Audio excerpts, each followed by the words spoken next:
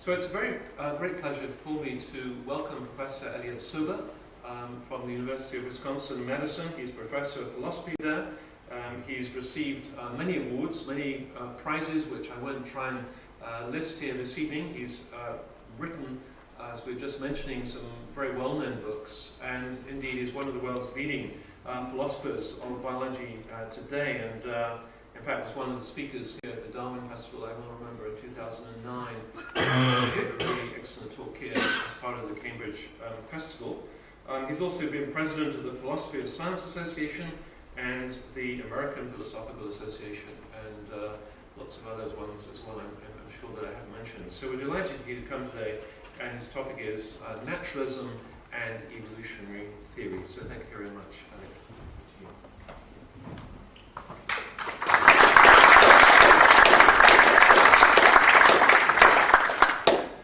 Thank you, Dennis.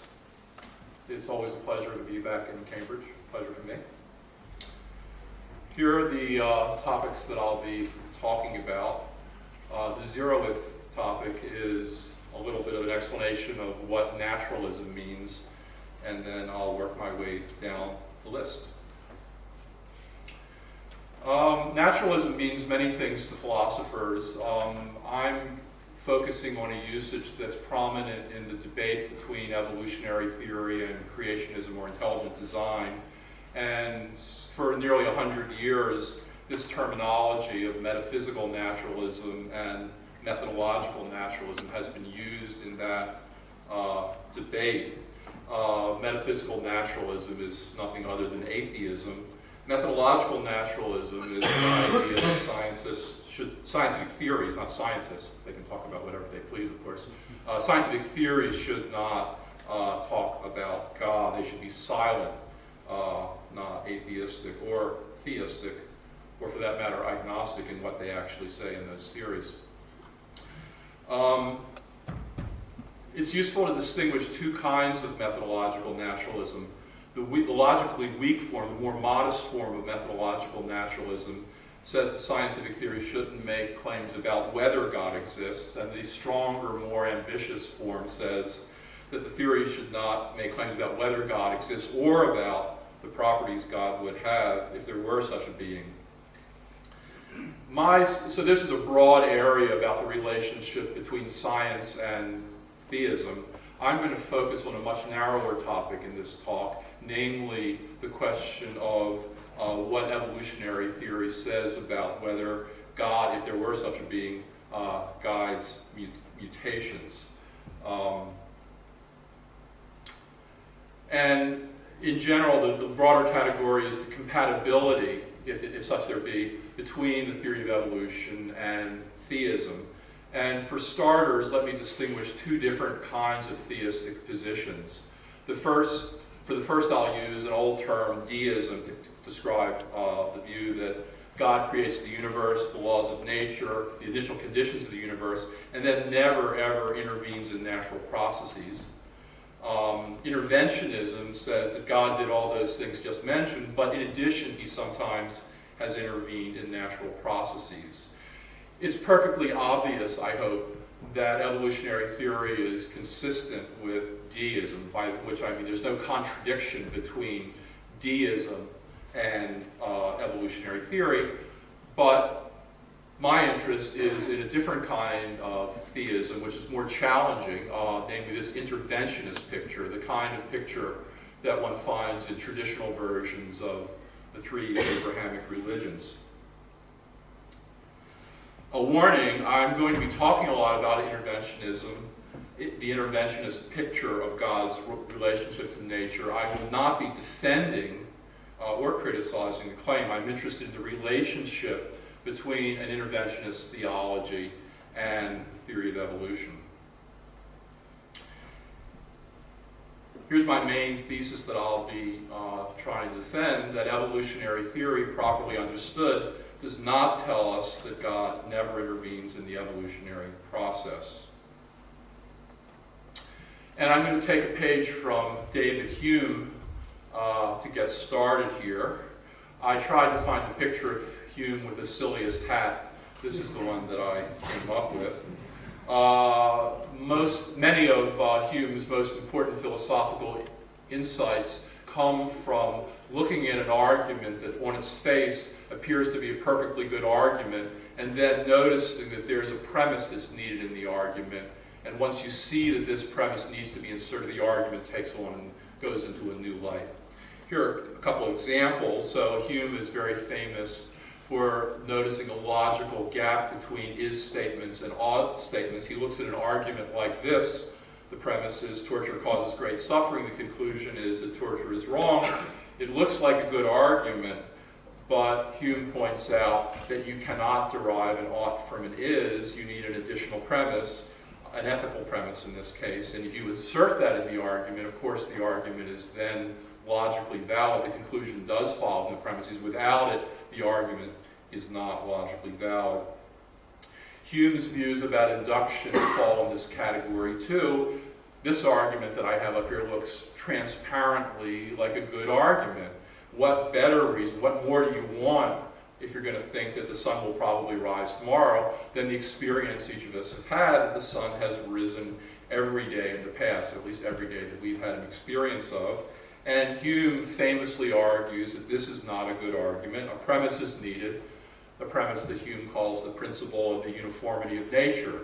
Without this, the argument's no good. Insert it, and you then have to face the question of what justification you can offer for this principle. And Hume famously argues that there is no rational justification for the principle of the uniformity of nature. So your whole view of induction for Hume is transformed once you notice the need for this missing premise. So how can we apply this Humean pattern of looking for a missing premise to the relationship between scientific theories on the one hand and claims about the existence of God, that God exists, that he does not, claims about the properties that God would have if there were such a being? Well, you might think that the Humean idea should be there's got to be a missing premise. There needs to be something that goes into the premises of this argument if the argument's going to be a convincing argument, and that additional premise needs to be of a non-scientific character. This is an idea you might have both with respect to arguments for atheism or also arguments for theism. There's got to be something additional to science, the theories and evidence of science, if such arguments from science on the one hand to theological questions when the other is going to work.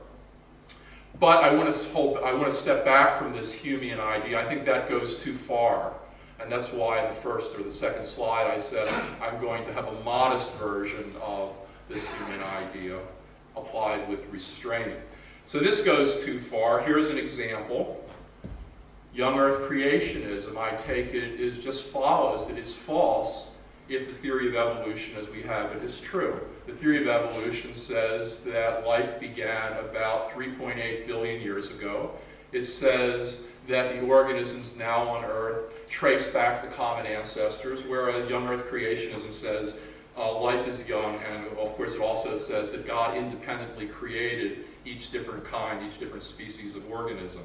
So here, you don't need an extra premise. Here, a claim about a particular version of theism that is falsehood just follows from a scientific theory, no problem. Here's another example. My car is gray, a true premise. And of course it follows from that, something about God follows from that premise, namely that God did not prevent my car from being gray. And there is a deep philosophical lesson here, which I hope this slide means something to those of you who recognize the picture. This is my second favorite philosopher. How many of you know who that is? Oh, less than half. Very interesting. I'm going to write a paper soon about the answer to the question, how many of you know who this is, according to 17 different socioeconomic categories. This will be one of my data points. This is Alfred E. Newman, famous from Mad Magazine. And the Alfred E. Newman lesson is that every statements about my car, evolutionary theory, have implications about what God would be like if he existed, which means that the stronger version of methodological naturalism has got to be wrong. If you ask scientific theories to never say anything about what properties God would have if he existed, you're asking scientific theories to say nothing at all. So a modest form of methodological naturalism, the weak thing here, might be a defensible piece of advice for the scientific enterprise. The strong version is too strong. But nonetheless, the Humean advice, I think, is still worth taking seriously. One doesn't want to overstate it. When you see an argument like this, you want to ask yourself whether there is an additional premise that really needs to be put on the table, and whether that additional premise comes from science or is a philosophical premise, distinct from a scientific theory, distinct from the evidence that science has. And watching out for that will be of use when it comes both to evaluating arguments for the existence of God and also for evaluating arguments for the non-existence of God. So here's the main argument that I want to look at. Biology tells us, a standard formulation is that mutations are unguided, and it seems to follow unproblematically from this that God never guides mutations. No one does if mutations are unguided. And it therefore seems that this argument about mutations, which begins with a scientific premise and ends with a conclusion about what God does not do, is just as straightforward and unproblematic as the car argument. It sounds like the car, but I'm going to try to convince you that there's a very important difference between these two arguments. It sounds like the car, it's really not. That's where I'm going. Okay, so let's get started now. What do biologists mean, or maybe I should say, what ought they to mean when they say that mutations are unguided or undirected or random? I'm just going to use these terms interchangeably today. It does not mean that mutations are uncaused. And not only am I happy to be back in Cambridge because I was a research student here a long time ago, I'm happy to give this talk because Darwin was here. Not when I was here. This is a quotation from Darwin's book, Variation of Animals and Plants Under Domestication, where he captures what biologists now mean by mutations being unguided or undirected. It's amazing that he came up with this. He didn't know anything about Mendelian genetics. He had his own tinker-toy theory of inheritance, which, like many such theories, just fell by the way, 19th century theories. But still, he, for good or bad reasons, he hit upon the basic picture that still orients contemporary genetics in saying that mutations are unguided, undirected. Here's the quotation from the Variations book. Darwin says, "Let an architect be compelled to build an edifice with uncut stones fallen from a precipice. The shape of each fragment may be called accidental, yet the shape of each has been determined by the force of gravity, the nature of the rock, and the slope of the precipice, events and circumstances, all of which depend on natural laws. But there is no relation between these laws and the purpose for which each fragment is used by the builder. In the same manner, the variations of each creature are determined by fixed and immutable laws, but these bear no relation to the living structure, which is slowly built up through the power of natural selection." So Darwin is explaining his idea here by way of an analogy. Imagine the precipice. The rocks fall off of it. They have a shape determined by physical principles of geology. But one thing that does not cause the rocks to have this shape or that mass is that they're subsequently going to be used by a builder who will take the rocks and build a house out of those raw materials. And that's like mutations having their cause, but what causes them to have the form they do is not the way the mutations get taken up by the process of natural selection and used in the building of organisms, as it were. So this, in a nutshell, is what biologists now mean. It's what Darwin meant by saying that mutations are unguided or undirected. They occur, they have their causes, but it's a mistake to think that they occur because they would be useful to the organism. They, in the Darwinian picture of natural selection, sure they have their causes. They do not occur because they will help organisms to survive and reproduce. That's what natural selection is about. Now what I want to do is describe a very simple experiment that illustrates and the result that I say you'll get from this experiment. to illustrate in a very simple way the kind of evidence that biologists now have for saying that mutations are unguided. It's easy to get the impression, if you're not a scientist, you don't read scientific publications, that the idea that mutations are unguided is some sort of metaphysical, ideological commitment.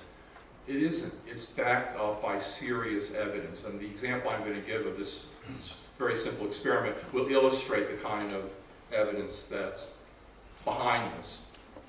So let's imagine we have a bunch of blue organisms. You can do this experiment in your own home. We're going to put these blue organisms, some of them into a green environment, some of them into a red environment. And we're going to run the experiments so that protective coloration helps organisms to survive and reproduce. So if you're a green organism, you'll do better in a green environment than you'll do in a red environment, because you'll match the environment. And likewise, a red organism will do better in a red environment than a green environment. So protective coloration. It could be because the predators on these organisms tracks prey by color vision, or it could be much simpler. There's an artificial selection experiment that intelligent human beings like us run, and we just cull organisms and decide who will be the parents of the next generation according to which organisms are matching their environment. Now notice at the start, these organisms are all blue. So what we're interested in is mutations as they arise. When will these blue organisms mutate to red? When will they mutate to green? So we're going to look at the frequencies with which these blue organisms placed in some in a red environment, some in a green environment. We look at how frequently they mutate to red, how often they mutate to green. And suppose the results are that these frequencies, we have tens of thousands of these organisms in your house, large enough numbers so that we're going to get something other than zero as the incidence of these mutations. We get a few here and a few there, but suppose the frequencies are nearly enough the same. Well, I think the conclusion that the biologists would draw here, it's a sensible conclusion, is that the probabilities of these mutations are not affected by what would be good for the organisms in which they occur. And this is very much the same picture we have of how gambling devices like coin tosses and roulette wheels work. They certainly have their causes, but one thing that does not cause a coin to land heads is that people have bet money on it. That's the picture that biologists have when they say that mutations are unguided. The mutations have their causes, but they don't happen because they would help organisms to survive and reproduce. Now here's a slightly fancier way to describe the reasoning that goes on in this experiment. Remember, you start off by counting up how many mutations you get to either red or to green in each of the two environments, the red environment and the green environment. And then you will propose, as a scientist, some probabilistic theory, some model of how the mutation process might work. And this pair of probabilistic inequalities expresses what's central to the idea of guided mutations. This vertical line means conditional probability. This is the probability of a green mutation occurring in these blue organisms. If the environment's green, the probability that a green mutation occurs if the environment's red, and so on. And we're saying here the probability of getting a green mutation is greater in a green environment than a red environment. That's one thing that the guided mutation picture says. But it says the second thing, actually a logically distinct thing from the first. It says that the probability that is in a green environment, you have a higher probability of getting a green mutation than a red mutation. Both of these ideas are part of the idea of mutations being guided. They're behind the idea, they characterize the idea that mutations occur because they would be useful. Let me explain why both of them are needed. Neither of them is sufficient to characterize what the idea of guided mutation actually means. So this first thing could be true just because green environments are more mutagenic than red environments. Suppose a green environment were like a dosage of radiation, so it causes lots of mutations to occur. That's not guided mutation. You also want to bring in the idea that in a green environment, some mutations are more probable than others. So this isn't enough, you need that as well. But symmetrically, this is not enough. This could be true just because green mutations have a higher probability of occurring regardless of the environment. It's not a question of whether they're good or bad. They're just, in some sense, easier for this organism to do. If it starts blue, it has a higher probability of getting green regardless of the kind of environment, regardless of whether it would be good or bad. So this is not enough either. But put these together, and I think you've got the core idea of what guided mutation means. It involves probabilistic inequalities like this. And what a biologist will ask is, okay, I have this model of the mutation process. I'm going to test it by looking at the frequencies of mutations in the green environment and in the red environment. And I want to know whether this model is better, whether it fits the data better than alternatives. What would the alternatives be? Well, one alternative would be to change one or both of these greater than signs to a less than sign. Another way would be to change either or both of these to an equality. One of the possible alternatives to the idea of guided mutations is a null model, which puts an equality sign in both places. It's called a null model because it says the difference between this probability and that probability is 0. There's no difference. It's a null model because it says the difference between that one and that one is also 0. So the null model of mutation is one alternative, not the only alternative to this model that says that mutations are guided. There it is. And so a biologist looking at the data will ask the question, as he or she will with respect to any frequency data set, which of these probabilistic models fits the data better, which worse? And now I come to the next step in my argument. Suppose this null model is the best model you have. It's true, let's suppose, that these probabilities are identical, and your data will make you confident that this is the real deal. That does not mean that this null model is causally complete. I'm introducing a new concept here that I haven't mentioned before. What I mean by it's not being causally complete is that maybe there are causes of mutation that go unmentioned in this model. Here, all we've got here is the color of the environment, and the effect term is the kind of mutation that arises. And maybe the equality is here true, but maybe there are other physical facts about organism environment that actually do affect mutation probabilities that aren't mentioned here. If so, the model is incomplete, though true. For example, suppose the temperature of the environment affects the probability of the mutation.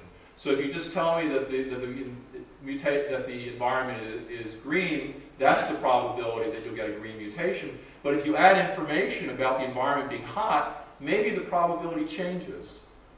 And if that were so, that would mean that this is something that influences mutation probabilities, but it's not anything that goes on up here. So the first idea, and I'll say some more about what this means in more detail, is that even supposing that this is a true model of the mutation process, the guided model is no good. Even supposing that, it's one thing for this model to be true, a second, quite different thing for it to not just be true, but to give you a complete picture of all the causes that affect the probability of these mutations. This model, this null model, could be true and yet causally incomplete. When you look just at the frequencies with which different mutations occur in different environments, you're not going to be able to tell what causes each individual event. All you're doing is tabulating how frequently green mutations occur in green environments, green mutations in red environments, and so on. You don't have a microscope in your experimental design which allows you to look inside of each of those mutation events and say, look here, here, and here. Look at this complex causal system that's generating the causes. You don't know what they are. All you're getting in your data is whether a mutation occurs, what kind it is, and in what kind of environment. And of course, the same thing is true if you were testing a coin toss device to see whether the probability of heads is influenced by whether people bet on heads. You don't have a microscope in your experiment. You're just seeing how often heads occurs when people bet on heads, how often heads occur when people bet on tails, and so on.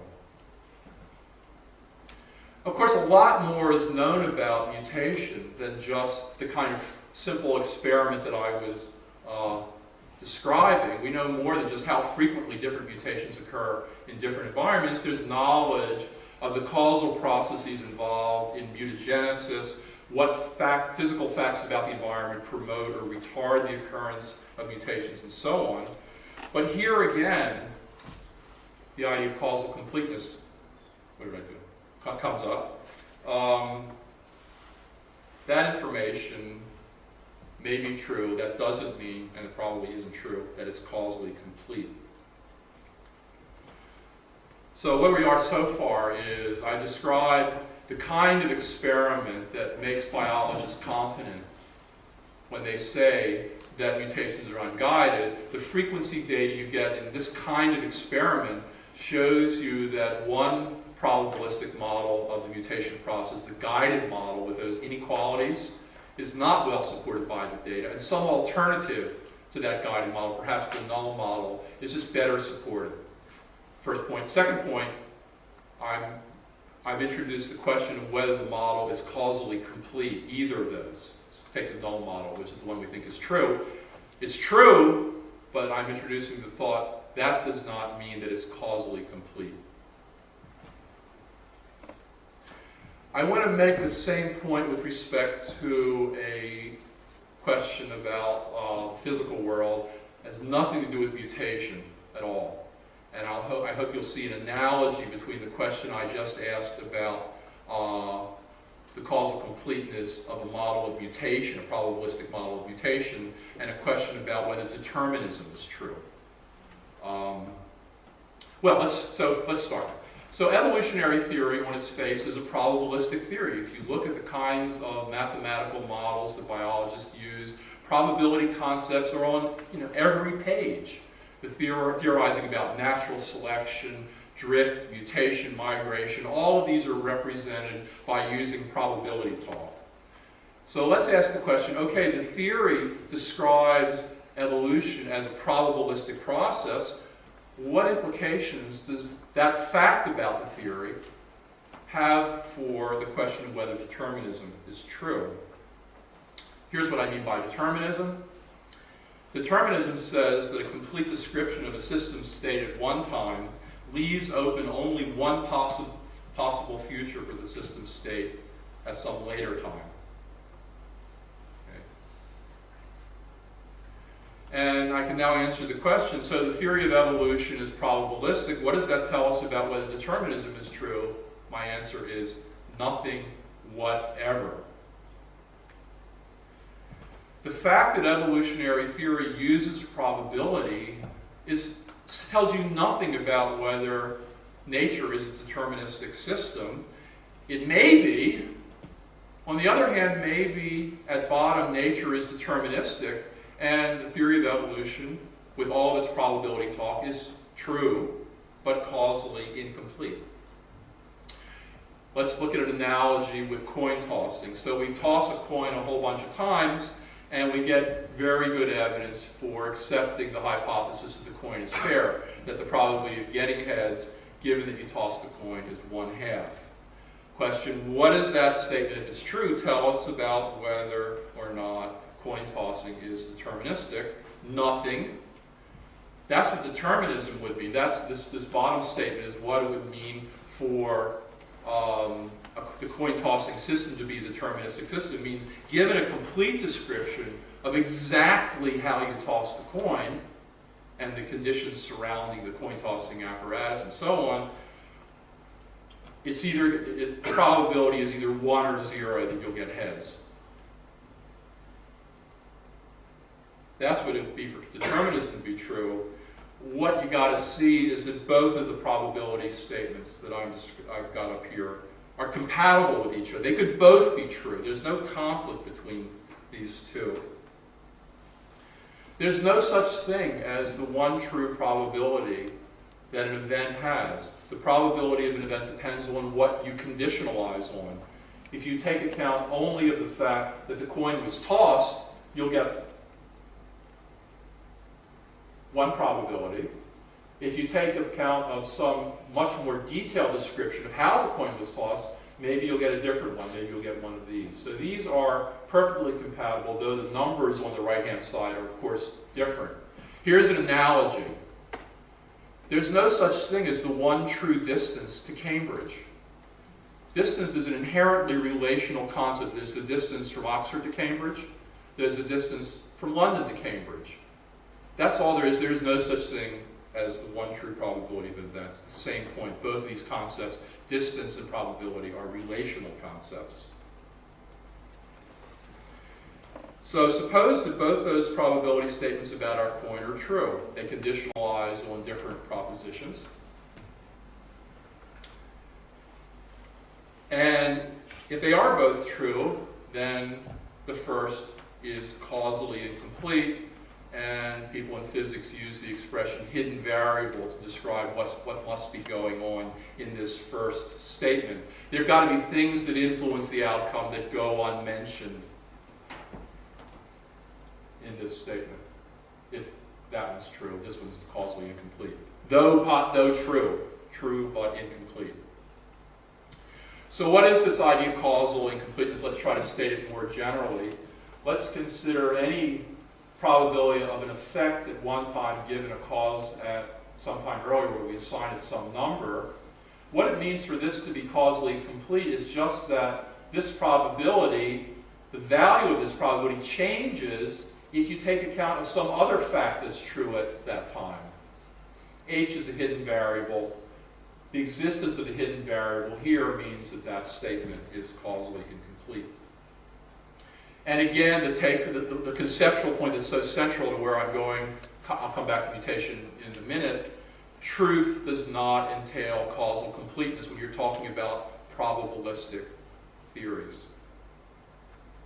Okay, so let's go back to our Tinker-Toys experiment with the blue organisms. We've got very good evidence that this null model of the mutation process is true.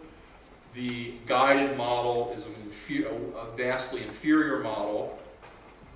And the point to notice is that these equalities expressed by this null model could be true even if they're causally incomplete. There could be hidden variables here. And again, the analogy with gambling devices is a good one. Neither our standard model of gambling devices nor our standard model of how mutations go rules out the idea that individual events might be influenced by hidden variables, variables that go unmentioned in the models we like here, the true models that we like. And here's the punchline. If these models don't rule out hidden variables, they also do not rule out supernatural hidden variables. So let's go back to this argument that looks so transparently correct. It looks just like the car argument, which is correct. But there's a difference.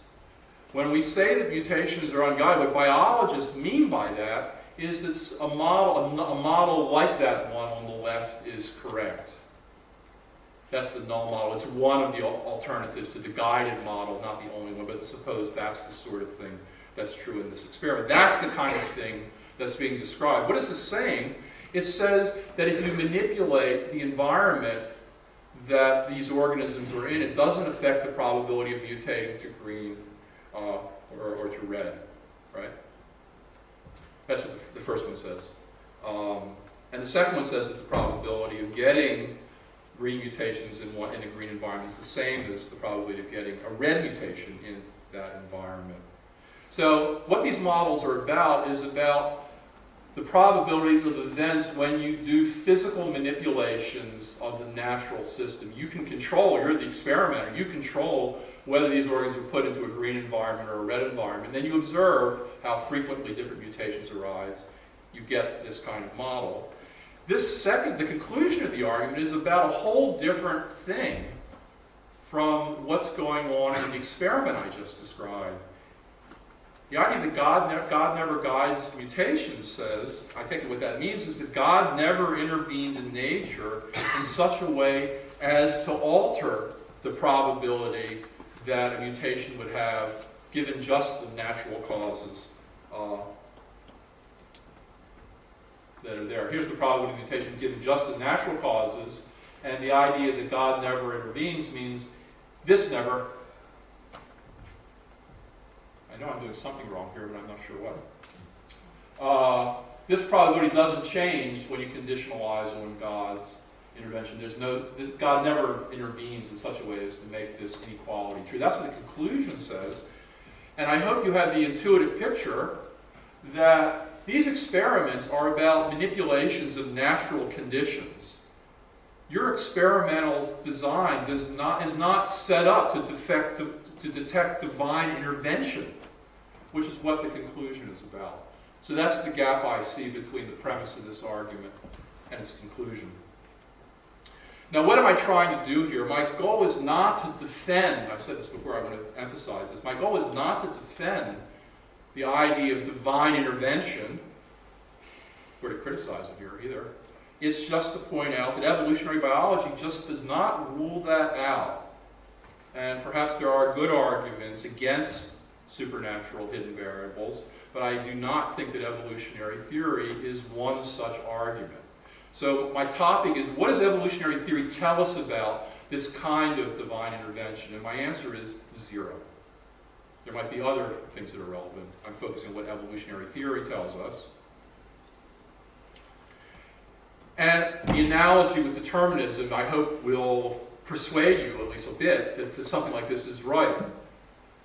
As soon as you understand what determinism says, you recognize that probabilistic theories in evolution and in other areas really don't address it. The most you can hope for when you develop those theories is getting good evidence that they're true. But that's not what determinism is about. It's about the question about what a causally complete model would be like. So this much, I hope, is persuasive, that probabilistic theories don't tell you whether determinism is true. Don't tell you whether or not there are hidden variables. The same point holds when you talk about the relationship of one probabilistic theory, namely the theory of evolution, to the question about whether God ever intervenes in the mutation process. If that happens, then that's a hidden variable in the theory of evolution, something that's influencing evolutionary outcomes, but goes unmentioned in the theory. That's a possibility. Another possibility is there's no such intervention occurring. So again, I'm not saying that the interventions occur, I'm saying the theory is silent on that question. So I began by distinguishing two different views of God's relationship to nature, deism, interventionism, and I said it's obvious that deism is not in conflict with evolutionary theory. Evolutionary theory doesn't talk about the origin of the universe or where the laws of nature come from. Of course, the two are independent of each other. But then I said there are versions of interventionism, and it's an interesting question how they're related to evolutionary theory, and my claim is that focusing on the issue of mutations, that the theory of evolution as we have it, with all the good evidence we have for its being true, leaves logically open the possibility that God does intervene in the mutation process. Well, okay, so I say evolutionary theory isn't going to give you the answer. Let's put evolutionary theory to one side. Just ask the straight-up question, what should you believe about whether God undetectably guides mutation? By undetectably, I mean that when biologists run their experiments, they're not getting evidence one way or the other. The experiments aren't designed for that, and except for the moment, the possibility that it might be not just undetectable given current technology, maybe is for some reason inherently inaccessible. Well, to answer that question, we've got to start doing philosophy. Evolutionary biology does not tell you what to think about the existence of undetectable events. That's a philosophical question. Here's a philosophy. It's called evidentialism. Evidentialism says that you should believe something only if you have strong evidence for it, and you should disbelieve something only if you have strong evidence against it. Evidentialism is the idea that your beliefs should be guided by the evidence and only by the evidence. That's a philosophy. If you accept evidentialism, I think you should be agnostic on the question of whether God intervenes in this undetectable way. You don't have strong evidence that it occurs, you don't have strong evidence that it doesn't occur, so you should suspend judgment. If you reject evolution, excuse me, that was a big typo. If you reject evidentialism, and you think that you're permitted to believe things without having evidence, then of course there's no such should, and it's left open what you should think. So if you, for example, think that whether you believe in God should not be guided just by the evidence, but that faith should enter into it, then evidentialism is something you'll reject, and therefore perhaps you'll want to accept the idea that God undetectably intervenes in the mutation process. But the point I want to emphasize is that what's doing the work here for you is not evolutionary theory, it's a philosophy that you've adopted. You've adopted evidentialism as your philosophy, or perhaps you've rejected it in favor of something we might call fideism. But that's the philosophy dictating to you. It's not evolutionary theory that tells you to believe, or for that matter, to disbelieve. Evolutionary theory is not philosophy. It doesn't tell you whether you should be an evidentialist or not. You got to do philosophy to think about that. Evolutionary theory is not where to look. Well, in the ongoing discussion of naturalism and its relationship to science, specifically the relationship of evolutionary theory to belief in God, you find two kinds of accommodationists out there. I hope that is an okay word to use.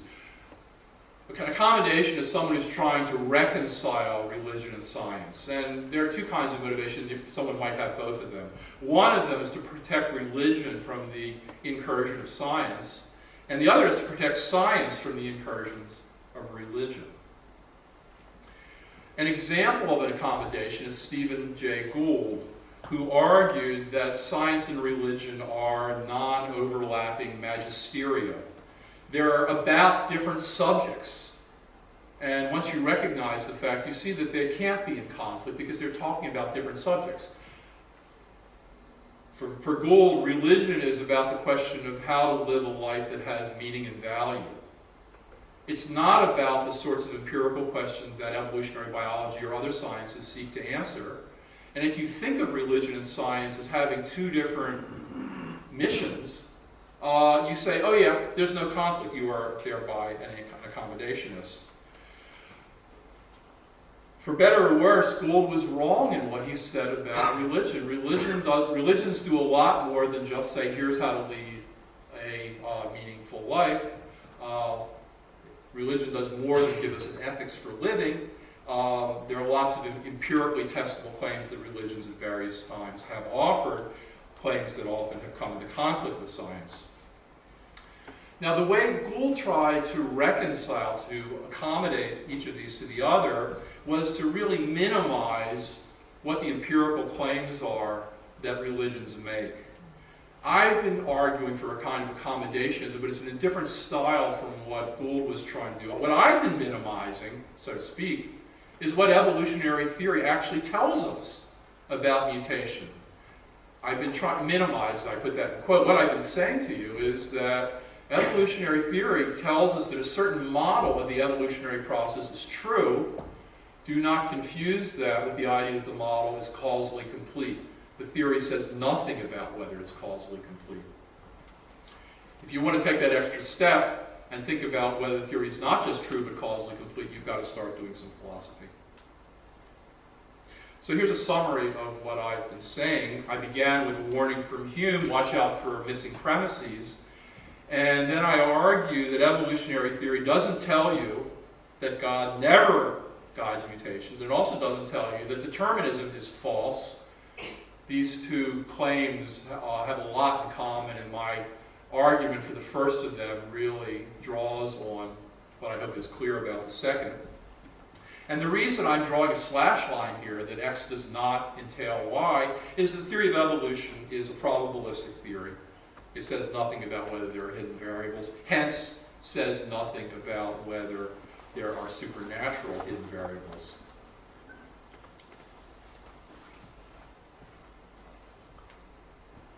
And then at the end, I talked about the question, should you think that there are undetectable supernatural interventions in nature, for example, in the mutation process?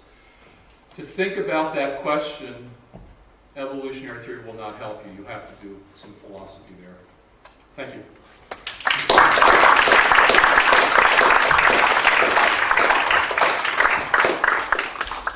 Thanks very much, Elliott. So it's open up the discussion and questions. So please, over to you.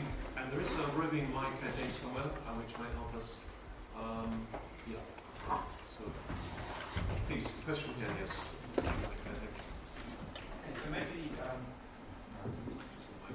maybe you would agree with this, but it seems as though the sense in which evolutionary theory is compatible with an intervening God is probably going to come as pretty cold comfort to the people who actually would like to believe in an intervening God, because we're allowing that God may influence which mutations occur, but there's a constraint, and the constraint is that if God intervenes to influence which mutations occur, it's got to be in a way which is neutral with respect to the fitness of the organism.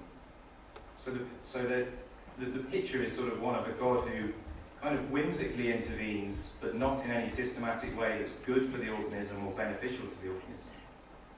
I want to say something stronger than that. Suppose God intervened once in the mutation process, since 3.8 billion years ago till now, causing an advantageous mutation to occur. But the frequency data that biologists are looking at doesn't tell us that that happened. The frequency data is just like it would be if it had been 0 rather than 1. That's left open also. So what is ruled out is that God intervenes in the mutation process in such a way as to make the guided model true. Then the biologists quite rightly say, look at the data. That model, we have excellent evidence for thinking is untrue. But as long as the interventions are compatible with the data that leads us to say that, then it's a logical possibility. So the logical possibility we're entertaining is that overall mutations are unguided in the sense that the null model comes out true, but occasionally God intervenes in ways which are beneficial to the organism, which seems to imply that when mutations are not caused by God, there's a systematic tendency for them to be somewhat deleterious to the fitness of the organism. Yes. I think one is, regardless of your theology, I think you're forced to say that just from the data we have on mutations. Most of them are deleterious. I mean, this is not a speculation. I mean, so that's part of the data too.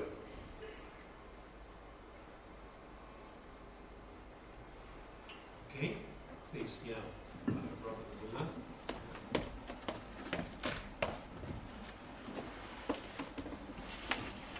I wanted to ask if you think that it's possible that the term supernatural is itself a relational concept, like you described for distance.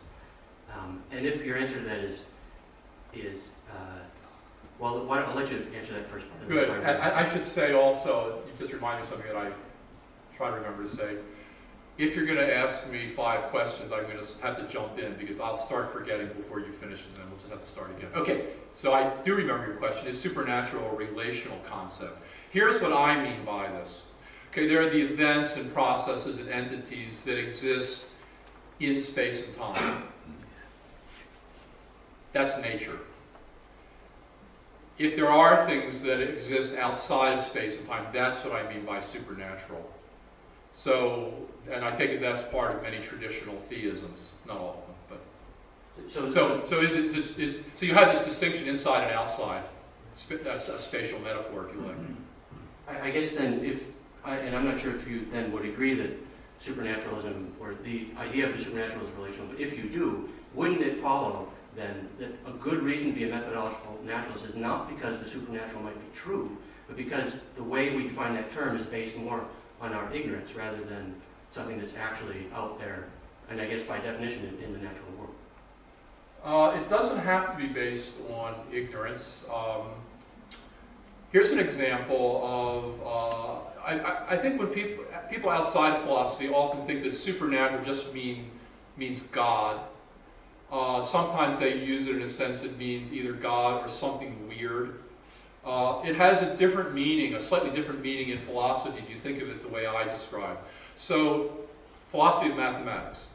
A very important philosophy of mathematics says that mathematical statements, true mathematical statements, are descriptions of entities that exist outside of space and time. Numbers are not physical objects. They don't live in a different galaxy. They aren't anywhere. Okay, so this is a philosophy of mathematics. According to my definition that I gave you of what supernatural means, mathematical Platonists are talking about a supernatural being. Now, they give arguments for thinking that this is the best interpretation of mathematics. These arguments are contested by naturalists in the philosophy of mathematics. So I'm not offering this as an example of saying, oh, obviously Platonism is correct. But it's a serious view, and it's defended not out of sort of, we don't know what they are, so let's call them supernatural. I mean, there are arguments for why you have to think of mathematics in this way. So that would be an example. I don't know if there are parallel arguments that would require you to think or make it really plausible to think that God is a supernatural being. Maybe there are, I don't know. Please, yes. I'm just curious what led you to ask this question about evolutionary biology in particular, since it seems like something, a kind of reason you could apply to anything, geology, physics, basically any empirical science. And I guess what drives my question is the fact that evolutionary biology appears to fall victim of all sorts of usually religious criticism much more than any other science, even though exactly the same arguments could be applied just as well. So what's the reason? Yeah, you're right. But let me elaborate a little bit. Remember I said a couple times, what I'm saying about evolutionary theory, because it's a probabilistic theory, is true of any probabilistic theory. It's true of the conventional theory we have of how gambling devices work. The true theory may or may not be causally complete. That's not a question the theory gives you an answer to. The theory does not say of itself that it's causally complete. So there's nothing special about evolutionary biology here. So why am I giving this talk? Yes, it's because religious people, not all, many religious people in the United States especially, but I understand with increasing frequency in this country, are attacking evolutionary theory. And I want to take the heat off of evolutionary theory. I don't feel the need to do this with respect to gambling devices. There aren't fundamentalists in the United States who are insisting that the conventional probabilistic theory of gambling devices should be barred from high school biology classes. I mean, that's not the world. So that's why I bother to give the talk. Why I believe it, what I said, is because, I made up these arguments. They somehow convinced me after I said them to myself at least 1,000 times. But that's the reason for belief. That's not the same as why I would bother saying it in public. The saying it in public part is motivated by the political context. Absolutely.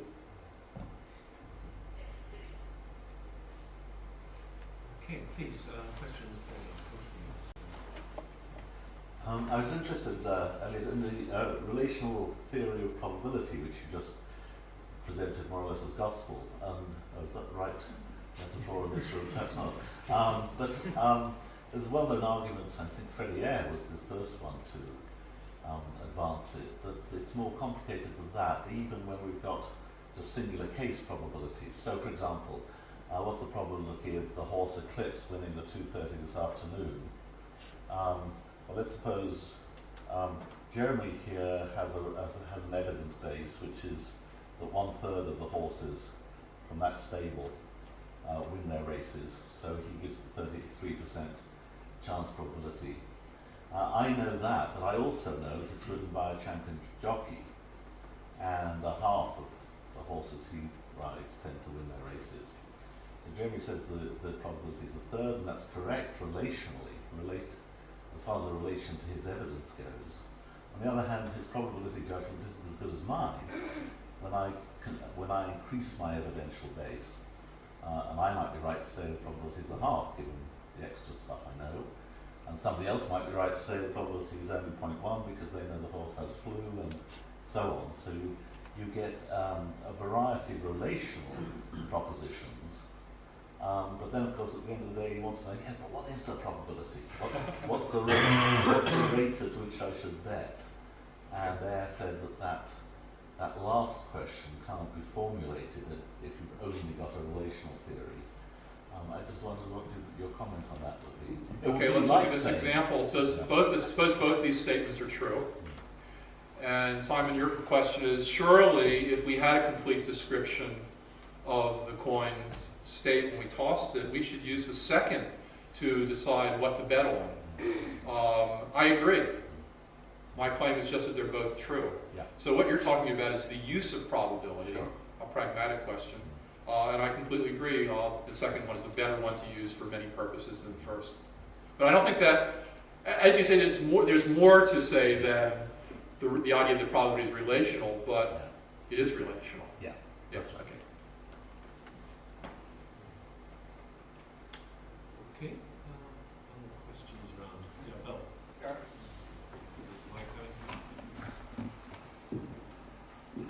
This is a little bit of a technical, picky question. I think you're claiming, I want to see if I understand your argument right. You're claiming that your nice little toy experiment with probability of mutations favoring green in a green environment versus red environments tells you nothing about whether God intervenes in individual mutations from time to time. Can I just pause here? Yeah. Look, if that model is true, if that null model is true, Yeah. I mean, one thing that follows from that is that God didn't prevent that model from being true. Yes. So something about God. Okay. This is the Okay. yeah. That was your argument earlier. But I would say there's one more piece of information there, that if God is intervening in there, his interventions are not correlated with the greenness or the redness of the environment. So you have that piece of information additionally. And the more experiments that evolutionary biologists do, whether it's varying green or red, whether it's varying hot or cold, whether it's varying this, that, and the other, the more those come up to 0.5, we do get more information about if these hidden variables are there, they're at least not correlated with the variables we're manipulating. And I just want to be sure, if that's true, I just want to be sure I understand your argument. Or if I'm wrong, then I'm misunderstood. Well, correlation, that's a concept I wasn't exploring, but I'm thinking of it as you have a repeated kind of event, interventions, I suppose, and you're asking whether they're correlated with a different kind of event, like the environment's being green or whatever, or hot, or whatever it might be. And if that question doesn't arise if you've only got one or two interventions to talk about. I mean, I'm thinking of of correlations as sort of being understandable most naturally when you have a repeated kind of event. You see whether this kind of event is associated with that. So think of two coins that are tossed repeatedly, and you look at whether heads on this toss of the first coin is correlated with heads on this toss in the second. You can just look across at your data and get evidence about that. If you tossed each of them once, that wouldn't be good enough data to actually say anything about that. So the kind of interventions that just for starters, let's think about interventions as not a kind of massive, every generation, thousands of mutations are being adjusted by the Creator. I'm talking about a few things here and there in the history of life. And it just seems, I think it's clear, that that's going to fly under the radar of evolutionary biology. I mean, you need massively more data to say anything than that. So that's for starters. And the sort of more theoretical picture is this distinction between truth and causal completeness.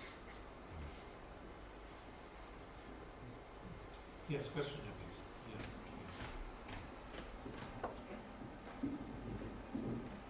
So yeah, you said that your motivation for talking about this was the political context in America, or where there's a conflict. Could God intervene, or could he not do that, given evolutionary theory? And then I just wonder, aren't you in effect arguing for that maybe there's kind of a God of the gaps, and I mean, given that your motivation is that people should be happy with evolutionary theory, given their theological understanding that there's a God and so on, would it not be better to try to argue that it's compatible to believe in God and that God creates using random events such as unguided mutations? Why do you say? Why are you asking whether that would be better? That is kind of the description, I think, of what I was not suggesting is true, but saying it's not ruled out by evolutionary theory. Since you said you would like to take the heat of evolutionary theory. Yes. So God of the gaps. Okay, that's an old expression. It means that the only reason you have, the only thing you can say in favor of the existence of this God you're talking about is that there's no evidence that bears on what caused such and such. So you're introducing God as that's my explanation. I think that's historically kind of what people have meant. It's a complaint against this, the complaint being that doesn't mean that the thing that you can't really explain is actually evidence that God did it. It's just something you see the opportunity to say because there isn't any evidence. And that would be, if you're an evidentialist, that would be a very important thing to think about when you ask yourself whether you want to believe in the occurrence of scientifically undetected mutations produced by a supernatural deity. So I think that's a very relevant question, and if you're an evidentialist, it's a serious reason not to believe, to be agnostic on the question of whether these undetectable interventions have actually occurred. If you're not an evidentialist, if you're a fideist, it's a different story. So the question about God of the gaps is totally relevant if you're trying to actually evaluate whether you ought to believe in these undetectable mutational interventions. No disagreement there. I was talking about something different from that, which is, does evolutionary theory tell you what you should believe about that? And what we need to do is not look to evolutionary theory to answer a philosophical question. We should do some philosophy.